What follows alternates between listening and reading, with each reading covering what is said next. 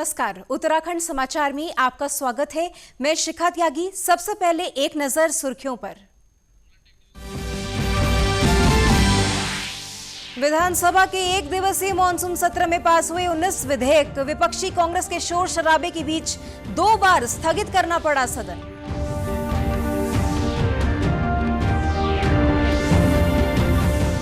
उत्तराखंड आने वाले पर्यटकों को अब कोविड नेगेटिव होने संबंधी रिपोर्ट साथ लाने की नहीं होगी जरूरत।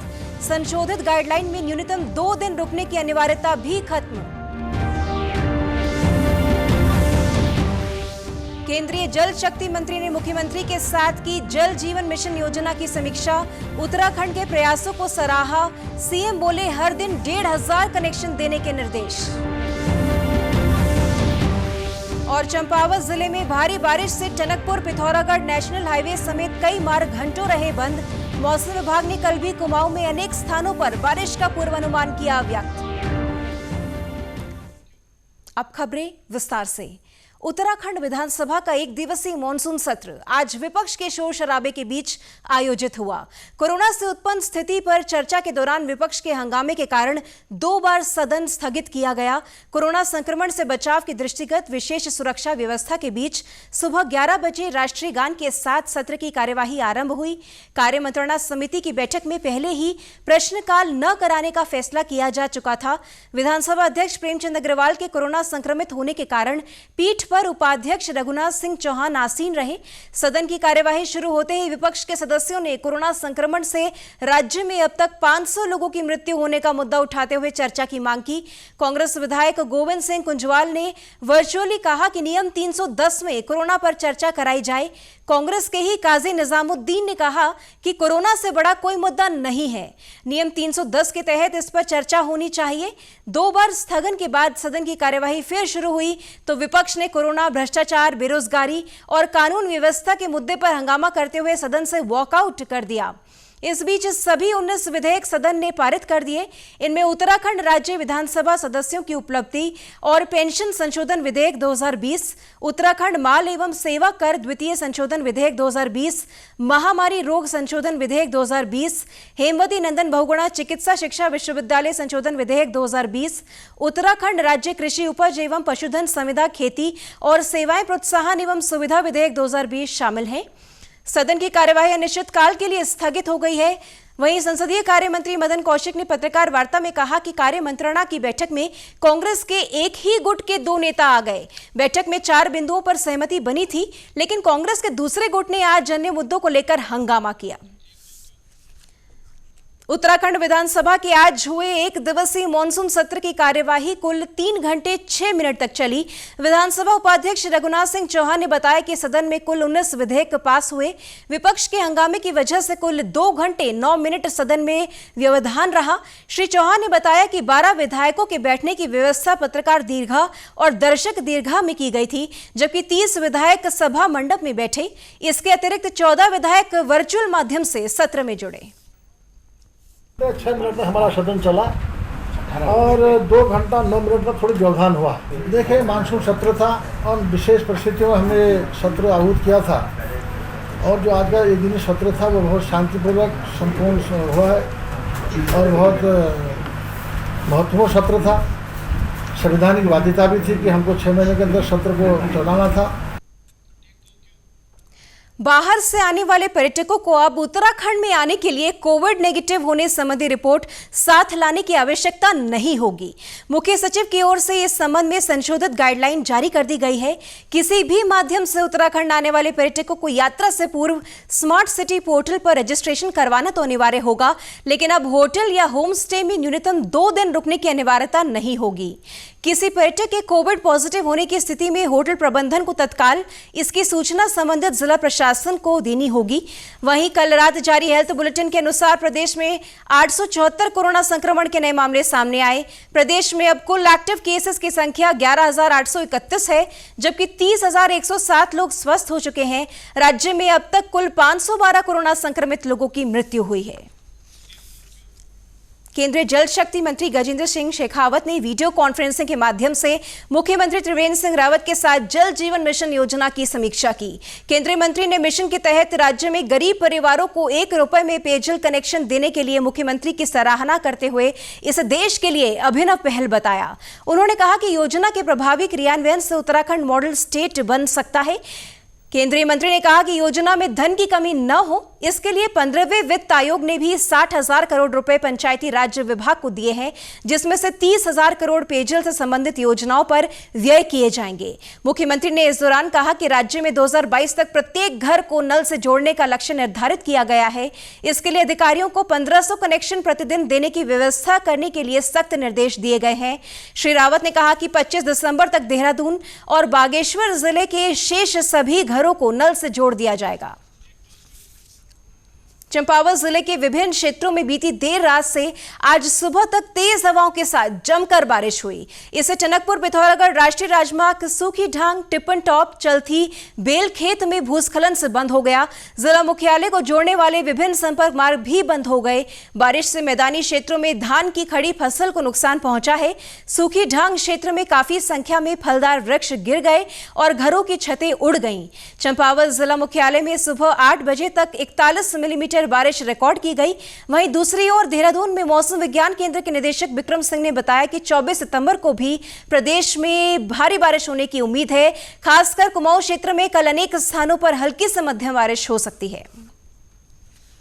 24 तारीख की जो एक्टिविटी है मेनली कुमाऊं रीजन में होंगी, तो कुमाऊं रीजन में आप कल भी कह सकते हैं कि अनेक जगहों में बारिश होगी हल्की से मध्यम, और साथ में भारी बारिश भी एका दुक्का जगहों में कुमाऊं क्षेत्र में कल भी देखने को मिलेगी। लेकिन उसके अलावा आप गढ़वाल क्षेत्र की बात करें तो जो यहाँ पर है बारिश की एक्टिविटी वो कम हो जाएगी। आप ये कह सकते हैं कुछ जगहों में हल्की मध्यम बारिश गढ़वाल में कल 24 तारीख को मिलेगी, और साथ में गढ़वाल क्षेत्र में जो ओलावृष्टि है 24 तारीख को वो भी कहीं कहीं पर देखने को मिलेगी। फल और सब्जी उत्पादन के जरिए बेहतर आजीविका जुटाने वाले मेहनतकश किसानों के किस्से तो अक्सर सामने आते रहे हैं, लेकिन एक शख्स ऐसे भी हैं जो इस सबसे अलग मिश्रित जंगल तैयार करने में जुटे हैं। रुद्रप्रयाग जिले के अगस्त्य मुनि विकास खंड के बस्ती गांव निवासी दरबान सिंह फरसवाण पिछले 7 साल से अपने गांव में छायादार चारा पत्ती और औषधीय पेड़ों का मिश्रित जंगल तैयार कर रहे हैं। गांव में करीब 15 हेक्टेयर बंजर भूमि पर दरबान सिंह ने वर्ष 2013 में वन विभाग की मदद से बांज, बुरांश, अय्यार, मोरू, तेजपत्ता सहित विभिन्न प्रजाति के करीब 15,000 से अधिक पौधे लगाए हैं। समय समय पर वे इन्हें खाद पानी देने के साथ ही नियमित तौर पर देखभाल करते आ रहे हैं। इन 7 वर्षों में उनके लगाए पौधे अच्छे खासे मिश्रित वन का स्वरूप ले चुके हैं। मैं अपने बच्चों के तरह ही इसको पाला मैंने, अब 7 साल के बना दिया मैंने। अब जो है कि बाद में घास वास चारा हो रहा निकालेंगे गांव वाले। ये हमारे गांव ग्राम सभा बस्ती के सभी प्रजातियों के पेड़ है। मैं ऐसा पाल रही हूँ कि इनके जड़ के नीचे घास वास वो करता निराई गुड़ाई करता हूँ, थाले थूले बनाता हूँ, इसलिए ताकि पानी रुक जाए। बांज, बुरांस, अंगा, कौल भी बोलते हैं पहाड़ी भाषा में, कौल है, और है कि अंगा है और खीकड़ा है, पैया है, और कई प्रजाति, हजारों प्रजाति के पेड़ हैं साहब यहाँ।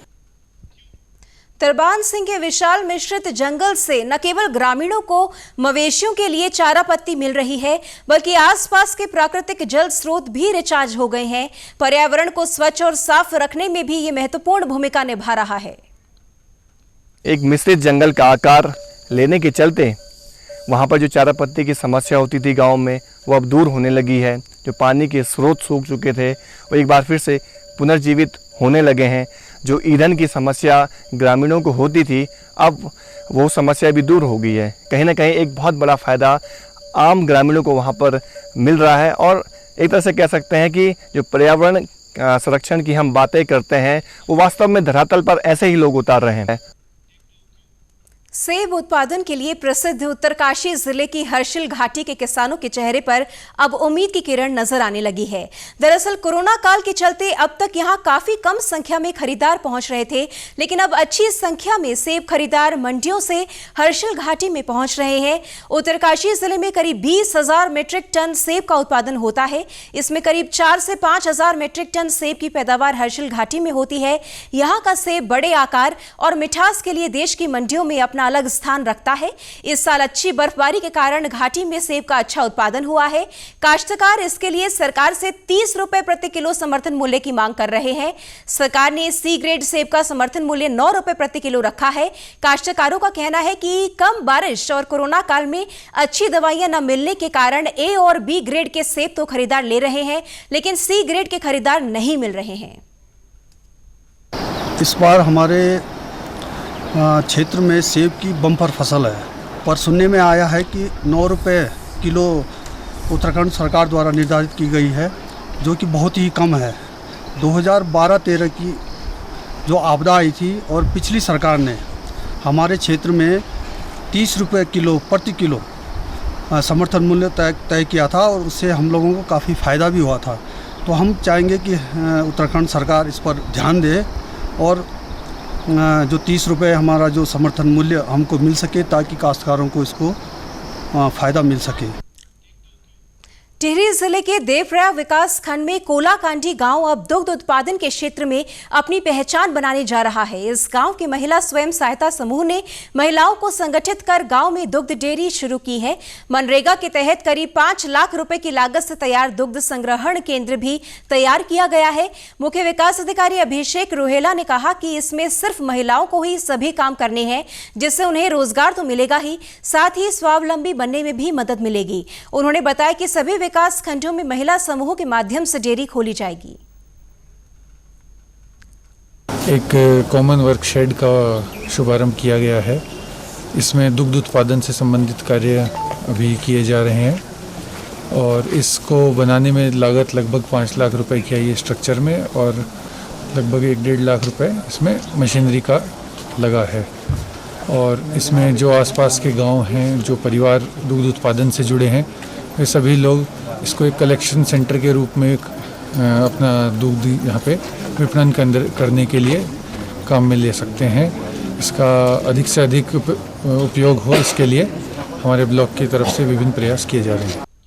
संग्रहण केंद्र पर दूध और दुग्ध उत्पादों के साथ ही दलहन, तिलहन, सब्जियां, मशरूम आदि स्थानीय उत्पादों की भी बिक्री होगी, जिससे किसानों को लाभ मिलेगा। सर, इसके लिए तो ब्लॉक से भी प्रयास हो रहे हैं और महिलाएं भी जागरूक होती जा रही हैं कि हमें क्या करना है, आगे अपने को सक्षम बनाना है, क्योंकि आज तक महिलाएं घर के अंदर थी। उन्होंने सोचा कि क्यों ना हम डेयरी का एक समूह बना के, ग्राम संगठन बना के, और हम जो समूह द्वारा एक डेयरी बनाएं, जिसमें हम अपना जो दूध है बाहर न दे करके अपना ही वो करें, पनीर बना लें, घी बना लें, जो भी उसमें हमारा फ़ायदा होगा वो हमारा समूह का जो है महिलाओं के काम आएगा। 52 महिलाएं और इसमें से 25 महिलाओं के भैंस पशुपालन कर रहे, डेयरी का उत्पादन कर रहे हैं। उत्तराखंड के समाचारों में आज बस इतना ही। चलते चलते मुख्य समाचार एक बार फिर। विधानसभा के 1 दिवसीय मॉनसून सत्र में पास हुए 19 विधेयक विपक्षी कांग्रेस के शोर शराबे के बीच 2 बार स्थगित करना पड़ा सदन।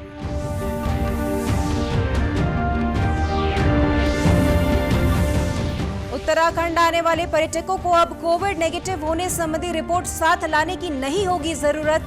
संशोधित गाइडलाइन में न्यूनतम 2 दिन रुकने की अनिवार्यता भी खत्म।